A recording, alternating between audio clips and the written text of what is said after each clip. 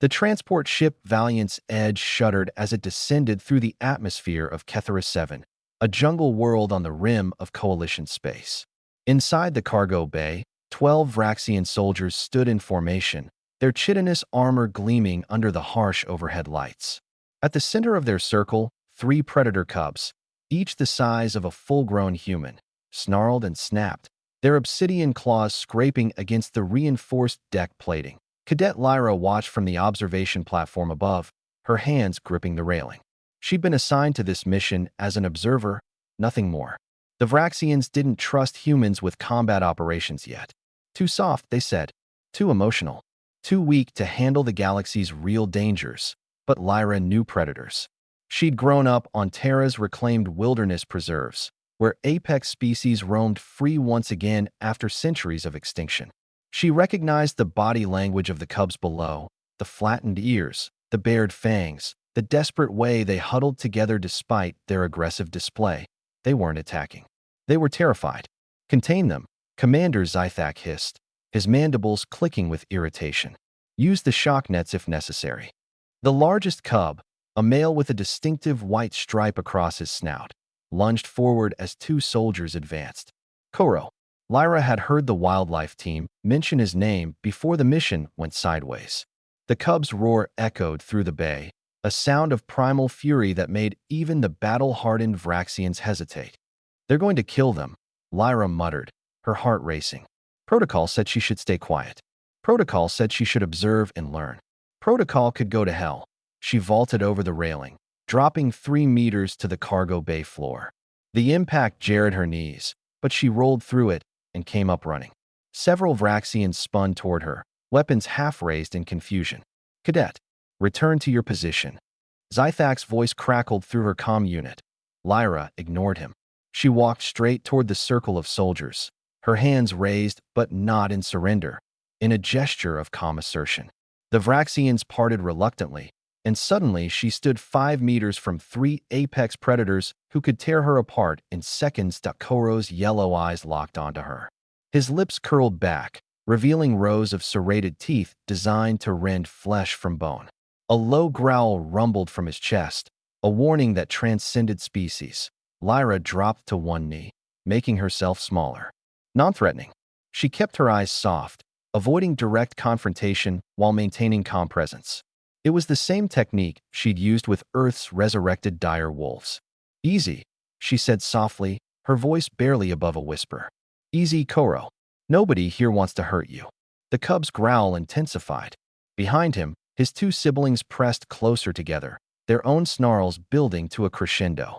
The soldiers tightened their grip on their weapons. Lyra took a slow breath and changed her approach. She'd read the xenobiology reports on these creatures. They were pack hunters, yes, but they were also highly intelligent. Intelligent enough to recognize patterns, to understand cause and effect. Intelligent enough to understand tone. Settle, Lyra said, her voice dropping into a lower register, firm but not harsh. It was the voice her grandfather had used with the livestock back home, the voice that carried authority without aggression. Settle down. Koro's ears twitched. The growling didn't stop, but something shifted in his posture. A microscopic relaxation in his haunches, a slight tilt of his head. That's it, Lyra continued, maintaining the same steady tone. You're scared. I get it. Strange place, strange smells, weapons pointed at you. But if you settle, they'll lower the weapons. Settle, Koro. She repeated the word like a mantra, each iteration carrying the same calm authority. Behind her, she heard Zythak start to object, but another officer silenced him with a sharp gesture. The cubs watched her with predatory intensity, but Lyra didn't flinch. She'd faced down a grizzly once in the Yellowstone expansion zone, stared into eyes just as ancient and deadly as these. Fear was natural. Panic was deadly. Settle, she said again, and this time she slowly extended one hand, palm down, fingers relaxed. Koro's nostrils flared as he scented her. His siblings whimpered, a sound that surprised everyone in the bay. These apex predators, these engines of destruction, sounded almost plaintive because they were children. Orphaned children, taken from their destroyed habitat when human colonists had accidentally triggered a seismic event. They'd been scheduled for rehabilitation and release, but the transport crash had changed everything. "You miss home," Lyra said quietly, her throat tightening. "I know, but attacking won't get you there. Settle. Please, settle." For 10 seconds, nothing happened. The entire cargo bay held its breath. Then Koro's shoulders dropped. His snarl faded to a low rumble, then to silence. He sank onto his haunches, still watching Lyra with wary eyes, but no longer poised to strike. His siblings followed his lead immediately, their own aggression dissipating like morning fog. Lyra slowly stood, keeping her movements fluid and predictable.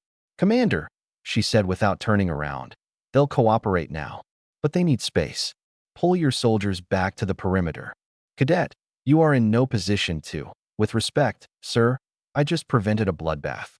"Pull them back." A long pause. Then, "Squad, fall back. Maintain containment perimeter only." The Vraxians withdrew, their weapons lowering. Koro's eyes tracked them, but he remained seated, his breathing steadier now. One of his siblings, a smaller female, even began to groom her paw, a sign of returning calm. Lyra crouched again, this time sitting cross-legged on the deck. "Good," she murmured. "Very good." Koro tilted his head, studying this strange, soft-skinned creature who spoke with the voice of an alpha, but carried no weapons, showed no aggression. After a moment, he took a single step forward. Behind Lyra, weapons started to rise again. "Stand down," she said firmly, her eyes never leaving Koro's. "Stand down." The cub approached until he was close enough to touch. His breath was hot on her face, carrying the scent of raw meat and alien biology. Up close, she could see the intelligence burning in those yellow eyes, the awareness, the fear, the desperate need for reassurance. Slowly, carefully, Lyra raised her hand and placed it on the deck between them. An offer. Not dominance, not submission. Connection. Koro lowered his massive head and pressed his snout against her palm. The cargo bay erupted in disbelief. Several Vraxians made sounds Lyra had never heard before. Shock, perhaps, or something like awe. Commander Zythak's voice came through the calm, quieter now. "How did you? What did you do?" Lyra smiled, feeling the warmth of Koro's breath against her hand, the slight tremor in his muscles as years of evolutionary instinct warred with conscious choice. "I didn't do anything special, Commander," she said softly. "I just remembered that fear speaks the same language across every world. And sometimes, the bravest thing a soldier can do is choose calm over violence." Koro's siblings approached slowly, emboldened by their brother's trust. Soon all three cubs sat around Lyra in a rough circle, their earlier terror replaced by cautious curiosity as the Valiant's edge continued its descent toward the surface. Cadet Lyra remained on the cargo bay floor, surrounded by predators who had chosen peace because someone had finally offered them understanding instead of fear. Maybe humans were too soft for the galaxy's violence, or maybe the galaxy just needed more people brave enough to be gentle.